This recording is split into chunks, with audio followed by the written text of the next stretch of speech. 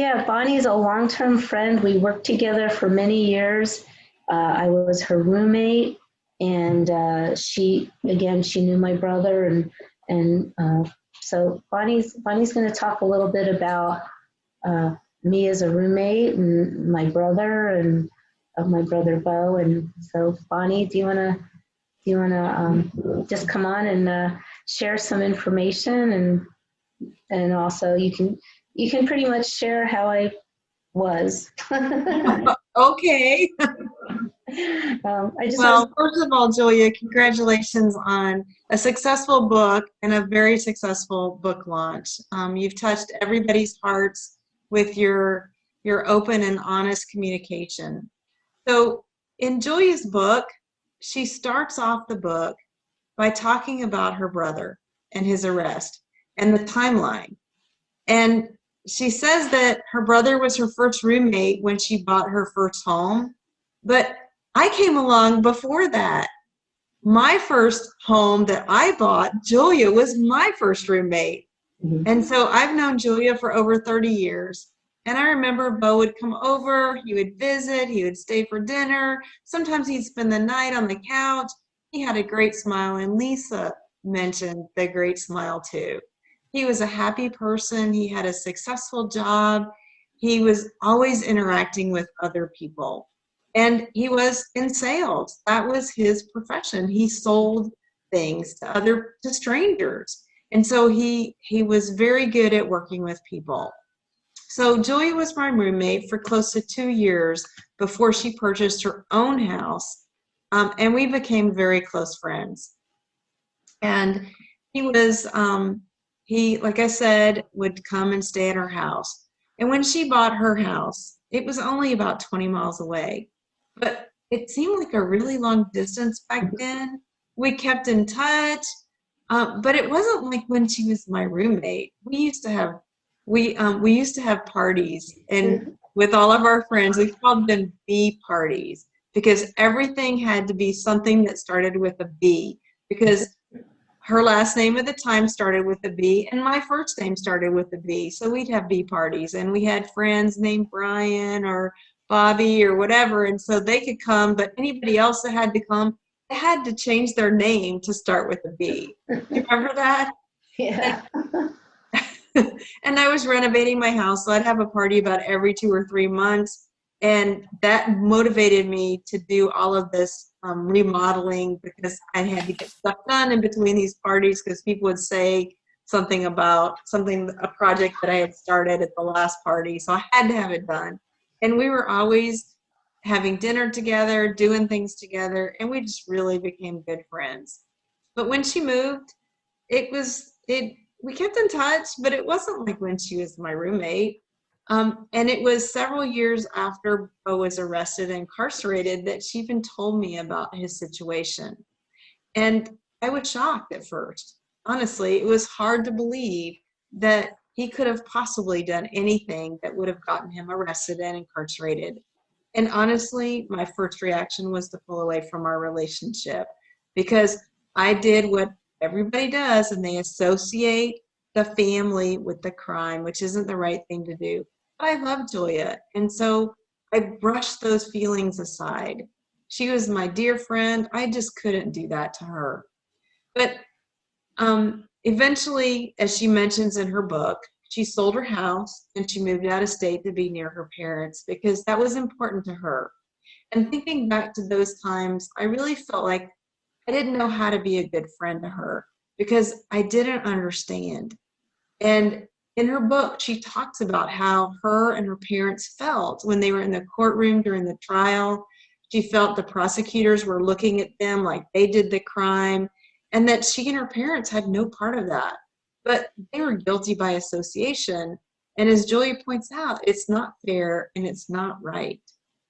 I knew that Julia needed my support during the worst time in her life. And I was only there partially for her. I mean, she talks about not being there for us, but I honestly was only partially there for her. Now that I've read her book and I understand how lost and sad she felt during that time, I feel terrible that I was not more present for her than I could have been. Her book really opened my eyes to the pain and suffering of family and friends of arrested and incarcerated people. And the book, Prison, the Hidden Sentence, is more than a book title. For many people, it is their way of life. If you have a loved one in prison, you truly are serving that hidden sentence.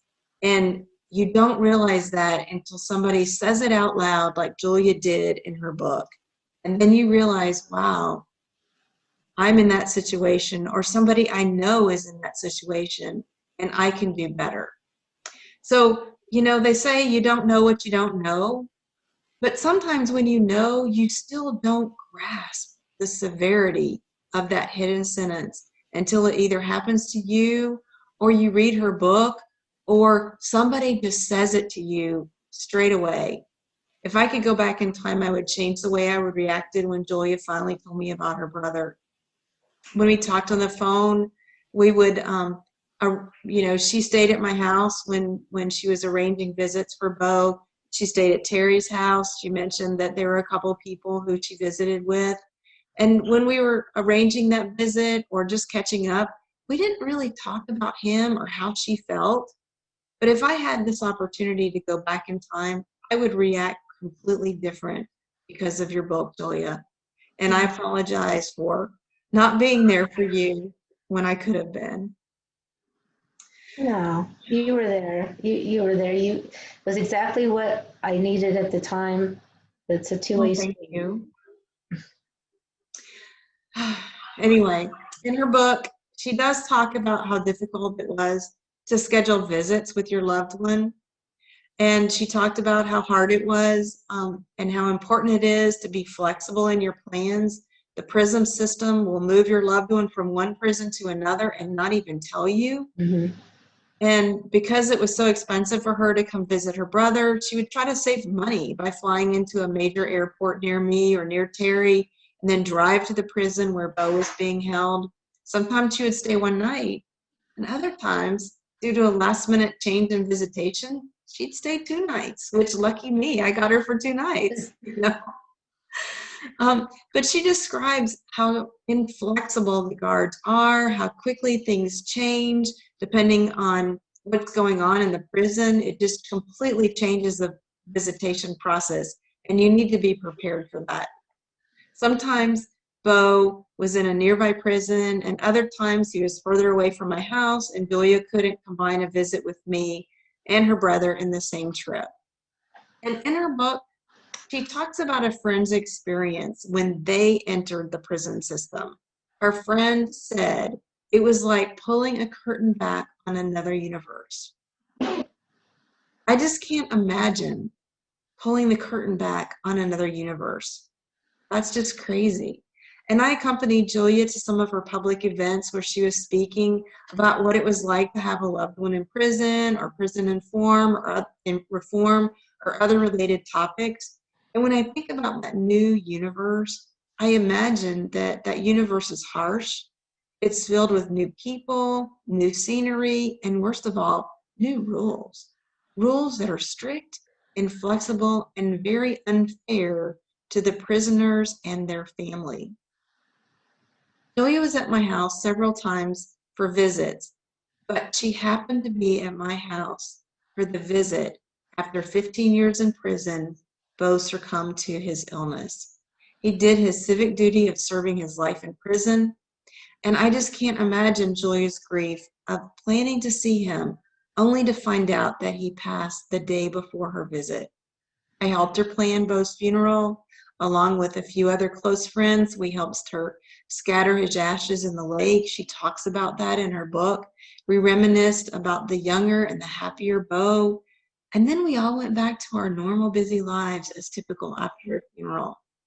And it's just so easy to move forward when it's not your loved one that's passed.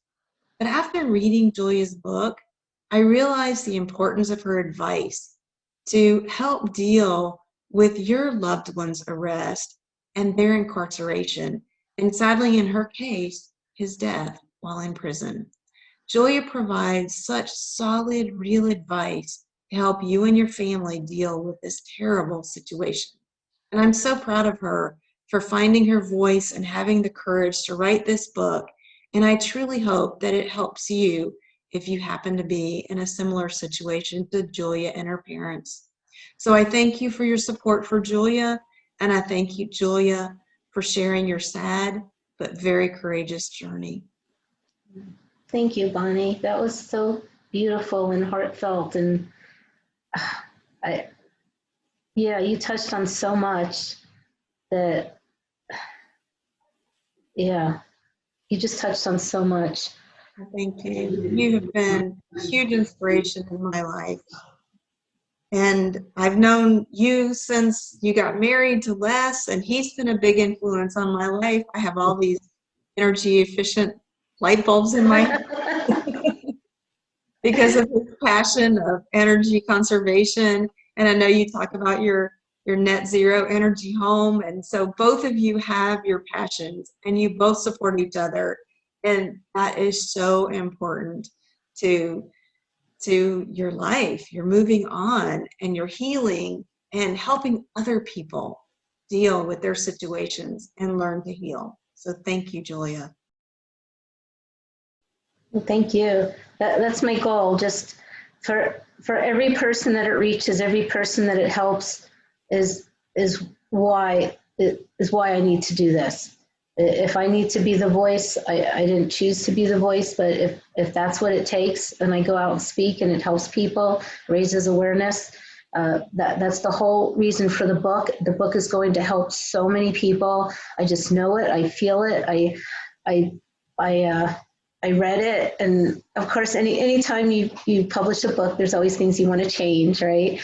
But I think all in all, and from the feedback that I've gotten so far, and even from the people that it's helped, and even from friends that have read it, that even though I've spoken about it, that are more aware that when they meet other people, and I know some of my friends have met other people and have been able to help them. So that's more of a pay it forward, that I didn't know what I didn't know back then. We all didn't know, right? We all did the best that we could with what we knew and what we had.